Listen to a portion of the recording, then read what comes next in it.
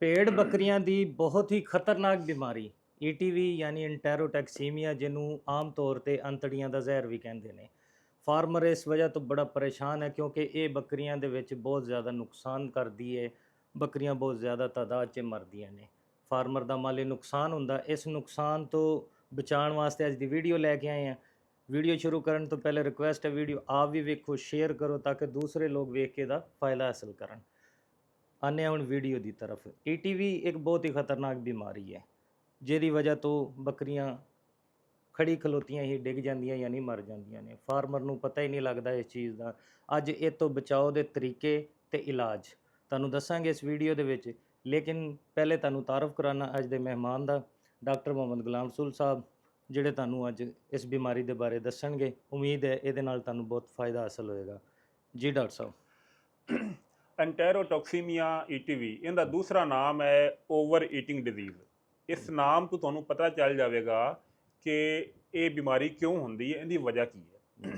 ਜਦੋਂ ਭੇਡ ਬੱਕਰੀਆਂ ਨੂੰ ਅਸੀਂ ਉਹਨਾਂ ਦੇ ਵਜ਼ਨ ਤੋਂ ਜ਼ਿਆਦਾ ਵੰਡਾ ਖਵਾਵਾਂਗੇ ਜਾਂ ਸਬਜ਼ ਚਾਰਾ ਖਵਾਵਾਂਗੇ ਜਾਂ ਦਾਣਾ ਖਵਾਵਾਂਗੇ ਉਹਨਾਂ ਦੇ ਵਜ਼ਨ ਤੋਂ ਜ਼ਿਆਦਾ, ਤੇ ਫਿਰ ਇਹ ਬਿਮਾਰੀ ਉਹਨਾਂ ਜਾਨਵਰਾਂ 'ਚ ਹੁੰਦੀ ਹੈ। ਇਹ ਭੇਡ ਬੱਕਰੀਆਂ ਉਹਨਾਂ 'ਚ ਹੁੰਦੀ ਹੈ ਜਿਨ੍ਹਾਂ ਦੀ ਸਿਹਤ ਚੰਗੀ ਹੁੰਦੀ ਹੈ, ਜਿਹੜੇ ਜਾਨਵਰ ਮੋਟੇ ਤਗੜੇ ਹੁੰਦੇ ਨੇ, ਵੈਲ ਫੈਡ ਹੁੰਦੇ ਨੇ, ਚੰਗਾ ਖਾਂਦੇ ਨੇ, ਉਹਨਾਂ 'ਚ ਇਹ ਬਿਮਾਰੀ ਜ਼ਿਆਦਾ ਹੁੰਦੀ ਹੈ। ਅਤੇ ਬੱਚੇ ਜਿਹੜੇ ਜ਼ਿਆਦਾ ਦੁੱਧ ਪੀਂਦੇ ਨੇ, ਲੋਕੀ ਬੜੇ ਸ਼ੌਕ ਨਾਲ ਆਪਣੇ ਜਿਹੜੇ ਬੱਕਰੀਆਂ ਦੇ ਬੱਚੇ ਜਾਂ ਭੇਡਾਂ ਦੇ ਬੱਚਿਆਂ ਨੂੰ ਦੁੱਧ ਪਵਾਉਂਦੇ ਨੇ ਜ਼ਿਆਦਾ ਤੋਂ ਜ਼ਿਆਦਾ। ਅਤੇ ਜਦੋਂ ਤੁਸੀਂ ਉਹਨਾਂ ਨੂੰ ਉਹਨਾਂ ਦੀ ਤਾਕਤ ਤੋਂ ਜ਼ਿਆਦਾ, ਉਹਨਾਂ ਦੇ ਵਜ਼ਨ ਤੋਂ ਜ਼ਿਆਦਾ ਦੁੱਧ ਪਿਲਾਓਗੇ ਤਾਂ ਉਹ ਭੇਡ ਬੱਕਰੀਆਂ ਦੇ ਬੱਚਿਆਂ 'ਚ ਵੀ ਬਿਮਾਰੀ ਹੋਏਗੀ। ਇਹਦੇ 'ਚ ਹੁੰਦਾ ਇਸ ਤਰ੍ਹਾਂ ਹੈ ਕਿ ਜਾਨਵਰ ਫਾਰਮਰ ਆ ਕੇ ਸਾਨੂੰ ਕਹਿੰਦੇ ਨੇ ਕਿ ਡਾਕਟਰ ਸਾਹਿਬ ਜਾਨਵਰ ਰਾਤ ਨੂੰ ਸਹੀ ਸਲਾਮਤ ਬੰਦ ਕੀਤੇ ਸੀ, ਸੁਬਹ ਆਏ ਅਤੇ ਐਕਸਪਾਇਰ ਹੋਏ ਨੇ, ਮਰੇ ਹੋਏ ਨੇ। ਹੁੰਦਾ ਇਵੇਂ ਹੀ ਹੈ। ਜ਼ਿਆਦਾਤਰ ਇਸ ਬਿਮਾਰੀ ਵਿੱਚ ਜਾਨਵਰ ਜਿਹੜਾ ਹੈ ਉਹ ਅਚਾਨਕ ਮੌਤ ਦੇ ਮੂੰਹ 'ਚ ਚਲਾ ਜਾਂਦਾ ਹੈ। ਇਸ ਵਜ੍ਹਾ ਤੋਂ ਲੋਕ ਜਿਹੜੇ ਫਾਰਮਰ ਨੇ ਜਾਂ ਸ਼ੌਕੀਨ ਹਜ਼ਰਾਤ ਨੇ ਬੜੇ ਪਰੇਸ਼ਾਨ ਰਹਿੰਦੇ ਨੇ ਬੱਕਰੀ ਫਾਰਮ ਕਰਨ ਤੋਂ ਜਾਂ ਭੇਡ ਫਾਰਮ ਕਰਨ ਤੋਂ। ਹੁਣ ਇਹਦਾ ਕਰਨਾ ਕੀ, ਇਲਾਜ ਕੀ ਹੈਗਾ? ਇਲਾਜ ਤਾਂ ਇਹਦਾ ਇਹੀ ਹੈ, ਸਭ ਤੋਂ ਪਹਿਲੇ ਤਾਂ ਤੁਸੀਂ ਉਹਨੂੰ ਉਹਦੇ ਵਜ਼ਨ ਦੇ ਮੁਤਾਬਕ ਜਿਹੜਾ ਹੈ ਕੰਸਨਟਰੇਟ ਯਾਨੀ ਦਾਣਾ ਹੈ, ਸਬਜ਼ ਚਾਰਾ ਹੈ, ਉਸ ਤੋਂ ਇਲਾਵਾ ਜਿਹੜਾ ਹੈ ਬੱਚਿਆਂ ਨੂੰ ਦੁੱਧ ਹੈਗਾ, ਜਾਂ ਤੁਸੀਂ ਉਹਨੇ ਟੌਕਸਨ ਬਾਈਂਡਰ ਪਾਉਣਾ ਹੈ, ਜੋ ਵੀ ਖੁਰਾਕ ਦੇਣੀ ਹੈ ਨਾ ਉਹਦੇ ਵਜ਼ਨ ਦੇ ਮੁਤਾਬਕ ਬੜੀ ਮੁਨਾਸਬ ਮਿਕਦਾਰ ਨਾਲ ਅਤੇ ਮਤਵਾਜ਼ਨ ਖੁਰਾਕ ਦੇਣੀ ਹੈ ਤਾਂ ਕਿ ਉਹਨਾਂ ਜਾਨਵਰਾਂ ਨੂੰ ਇਹ ਬਿਮਾਰੀ ਨਾ ਹੋਵੇ। ਦੂਸਰਾ ਇਸ ਤਰ੍ਹਾਂ ਕਰਨਾ ਹੈ ਕਿ ਸਭ ਤੋਂ ਆਮ ਚੀਜ਼, ਇਹਨਾਂ ਨੂੰ ਵੈਕਸੀਨ ਕਰਾਉਣੀ ਹੈ। ਵੈਕਸੀਨ ਦਾ ਬੜਾ ਇੰਪੋਰਟੈਂਟ ਸ਼ਡਿਊਲ ਹੈ। ਜਿਹੜਾ ਜਾਨਵਰ ਗੱਭਣ ਹੋਵੇ ਉਹਨੂੰ ਆਖਰੀ ਜਦੋਂ 3-4 ਹਫ਼ਤੇ ਰਹਿ ਜਾਣ, ਉਹਨਾਂ ਨੂੰ ਤੁਸੀਂ ਉਹਨੂੰ ਵੈਕਸੀਨ ਦਾ ਈਟੀਵੀ ਦਾ ਇੱਕ ਸ਼ਾਟ ਦੇ ਦੇਣਾ। ਉਸ ਤੋਂ ਬਾਅਦ ਜਦੋਂ ਉਹ ਜਾਨਵਰ ਬੱਚਾ ਦੇ ਦਿੰਦਾ ਹੈ, ਉਸ ਬੱਚੇ ਦੀ ਜਦੋਂ ਉਮਰ ਹੋ ਜਾਵੇ ਤਕਰੀਬਨ 2 ਮਹੀਨੇ, ਉਸ ਵਕਤ ਤੁਸੀਂ ਉਹਨੂੰ ਪਹਿਲਾ ਸ਼ਾਟ ਦੇਣਾ ਹੈ।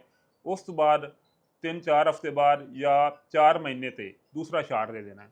ਫਿਰ ਤੁਸੀਂ ਈਟੀਵੀ ਦਾ ਹਰ ਸਾਲ ਉਸ ਜਾਨਵਰ ਨੂੰ ਸ਼ਾਟ ਦੇਣਾ ਹੈ। ਇਸ ਤੋਂ ਬਾਅਦ ਕੀ ਹੋਏਗਾ, ਤੁਸੀਂ ਆਪਣੇ ਜਾਨਵਰ ਨੂੰ ਜਿਹੜਾ ਹੈ ਵੰਡਾ ਪਾਓ, ਕੰਸਨਟਰੇਟ ਪਾਓ, ਠੀਕ ਹੈ, ਮਤਵਾਜ਼ਨ ਖੁਰਾਕ ਫੁੱਲ ਪਾਓ। ਉਹ ਜਾਨਵਰ ਤੁਹਾਡਾ, ਉਹਨੂੰ ਈਟੀਵੀ ਨਹੀਂ ਹੋਏਗੀ, ਐਂਟੈਰੋਟੌਕਸੀਮੀਆ ਨਹੀਂ ਹੋਏਗਾ, ਬਲਕਿ ਜਾਨਵਰ ਖੁਸ਼ਹਾਲ ਹੋਏਗਾ ਅਤੇ ਜਾਨਵਰ ਦੇ ਵਜ਼ਨ ਵਿੱਚ ਤੇਜ਼ੀ ਨਾਲ ਇਜ਼ਾਫਾ ਹੋਏਗਾ ਅਤੇ ਤੁਹਾਡੇ ਫਾਰਮ ਦੀ ਪ੍ਰੋਫਿਟੇਬਿਲਿਟੀ 'ਚ ਇਜ਼ਾਫਾ ਹੋਏਗਾ। ਇਸ ਤਰ੍ਹਾਂ ਜਾਨਵਰ ਨੂੰ ਤੁਸੀਂ ਬਚਾ ਸਕਦੇ ਹੋ।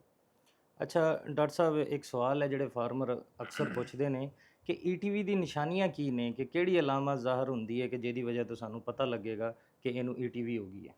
ਇਹਦੇ 'ਚ ਇਸ ਤਰ੍ਹਾਂ ਹੁੰਦਾ ਹੈ, ਇਹਦੇ 'ਚ ਈਟੀਵੀ 'ਚ ਨਾ ਟੌਕਸਿਨ ਰਿਲੀਜ਼ ਹੁੰਦੇ ਨੇ ਜਿਹੜੇ ਇੰਟੈਸਟਾਈਨ ਨੂੰ ਡੈਮੇਜ ਕਰਦੇ ਨੇ, ਉਹਦੇ ਵਿੱਚ ਹੈਮਰੇਜ ਪੈਦਾ ਕਰ ਦਿੰਦੇ ਨੇ। ਉਸ ਤੋਂ ਬਾਅਦ ਬ੍ਰੇਨ ਹੈਮਰੇਜ ਯਾਨੀ ਜੋ ਸੀਐਨਐਸ ਹੈਗਾ ਨਾ, ਅੰਦਰ ਦਿਮਾਗ ਹੈਗਾ, ਉਹਦੇ ਵਿੱਚ ਵੀ ਨਾ ਹੈਮਰੇਜ ਪੈਦਾ ਕਰਦੇ ਨੇ, ਜਿਸ ਵਜ੍ਹਾ ਤੋਂ ਇਹਦੀ ਅਚਾਨਕ ਮੌਤ ਹੁੰਦੀ ਹੈ। ਇਹਦੀ ਸਭ ਤੋਂ ਵੱਡੀ ਅਲਾਮਤ ਇਹ ਹੀ ਹੈ ਕਿ ਇਹ ਅਚਾਨਕ ਮੌਤ ਹੋ ਜਾਂਦੀ ਹੈ। ਖੁਰਾਕ ਜਦੋਂ ਜ਼ਿਆਦਾ ਵੰਡਾ ਦਿੱਤਾ ਜਾਵੇ ਜਾਂ ਜ਼ਿਆਦਾ ਹੈਲਦੀ ਜਾਨਵਰ ਜਦੋਂ ਮਰਨ ਨਾ, ਤੁਸੀਂ ਸ਼ੱਕ ਕਰੋਗੇ ਕਿ ਇਹ ਜਿਹੜੀ ਇਹ ਬਿਮਾਰੀ ਹੈ ਈਟੀਵੀ ਹੈ। ਦੂਸਰਾ ਹੈ ਕਿ ਜਦੋਂ ਜਾਨਵਰ ਜਿਹੜਾ ਹੈ ਮਤਲਬ ਕਿ ਜਦੋਂ ਇਹਨੂੰ ਬਹੁਤ ਕਮ ਇਸ ਤਰ੍ਹਾਂ ਹੁੰਦਾ ਹੈ ਕਿ ਇਹਦੇ ਵਿੱਚ ਨਾ ਡਾਇਰੀਆ ਹੁੰਦਾ ਹੈ, ਯਾਨੀ ਲੂਜ਼ ਮੋਸ਼ਨ ਹੁੰਦੇ ਨੇ, ਬਹੁਤ ਕਮ ਹੁੰਦੇ ਨੇ। ਅਸੀਂ ਕਹਿੰਦੇ ਕਿ ਈਟੀਵੀ ਹੈ, ਲੇਕਿਨ ਇਹ ਕਮ ਅਲਾਮਤ ਨੇ। ਜ਼ਿਆਦਾ ਅਲਾਮਤ ਇਹ ਹੀ ਹੈ ਅਚਾਨਕ ਮੌਤ ਹੈ, ਅਚਾਨਕ ਸਰੀਰ ਦੀ ਤਬਦੀਲੀ ਹੈ, ਬਹੁਤ ਜ਼ਿਆਦਾ ਕੰਸਨਟਰੇਟ ਜਾਂ ਵੰਡਾ ਜਾਂ ਦਾਣੇ ਦੇਣਾ ਹੈ ਅਤੇ ਜ਼ਿਆਦਾ ਅਮਵਾਤ, ਮਤਲਬ ਅਚਾਨਕ ਬਹੁਤ ਜ਼ਿਆਦਾ ਅਮਵਾਤ ਹੋਣੀ ਸ਼ੁਰੂ ਹੋ ਜਾਂਦੀਆਂ ਨੇ। ਅੱਛਾ ਡਾਕਟਰ ਸਾਹਿਬ, ਸਮ ਟਾਈਮ ਇਹਨਾਂ 'ਚ ਅਫਾਰਾ ਵੀ ਹੋ ਜਾਂਦਾ ਹੈ, ਡਾਇਰੀਆ ਵੀ ਲੱਗ ਜਾਂਦਾ, ਲੇਕਿਨ ਕੁਝ ਜਾਨਵਰ ਐਸੇ ਜਿਹੜੇ ਅਲਾਮਤ ਜ਼ਾਹਿਰ ਹੀ ਨਹੀਂ ਕਰਦੇ ਅਤੇ ਫਾਰਮਰ ਆ ਕਹਿੰਦਾ ਕਿ ਰਾਤੀ ਚੰਗਾ ਭਲਾ ਸੀ ਅਤੇ ਸੁਬਾਹ ਦੇਖਿਆ ਜਾ ਕੇ ਅਤੇ ਮਰਿਆ ਪਿਆ ਸੀ। ਬੇਸਿਕ ਵਜ੍ਹਾ ਇਹ ਵੀ ਹੈ, ਲੇਕਿਨ ਆਇਆ ਕਿ ਅਗਰ ਇਸ ਖੁਰਾਕ ਦੇ ਵਿੱਚ ਟੌਕਸਨ ਬਾਈਂਡਰ ਦਾ ਰੈਗੂਲਰ ਇਸਤੇਮਾਲ ਕੀਤਾ ਜਾਏ ਤਾਂ ਉਮੀਦ ਹੈ ਇਸ ਚੀਜ਼ ਤੋਂ ਬਚਿਆ ਜਾ ਸਕਦਾ ਹੈ।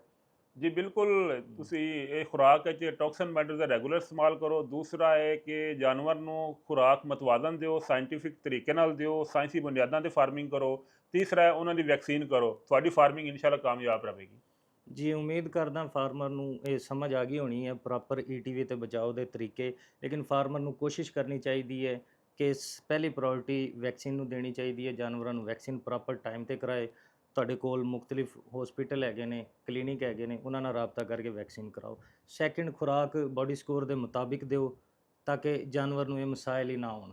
ਲੇਕਿਨ ਕੋਸ਼ਿਸ਼ ਕਰੋ ਮਿੱਠੇ ਸੋਡੇ ਦਾ ਇਸਤੇਮਾਲ ਕਰਦੇ ਰਹੋ ਰੈਗੂਲਰ, ਤਾਂ ਕਿ ਜਾਨਵਰ ਨੂੰ ਇੰਟੈਸਟਾਈਨਲ ਕੋਈ ਵੀ ਪ੍ਰੋਬਲਮ ਨਾ ਹੋਏ। ਉਮੀਦ ਕਰਦਾ ਵੀਡੀਓ ਅੱਛੀ ਲੱਗੀ ਹੋਣੀ, ਸ਼ੇਅਰ ਕਰੋ ਤਾਂ ਕਿ ਦੂਸਰੇ ਲੋਕ ਵੇਖ ਕੇ फ़ायदा हासिल ਕਰਨ। ਸ਼ੁਕਰੀਆ।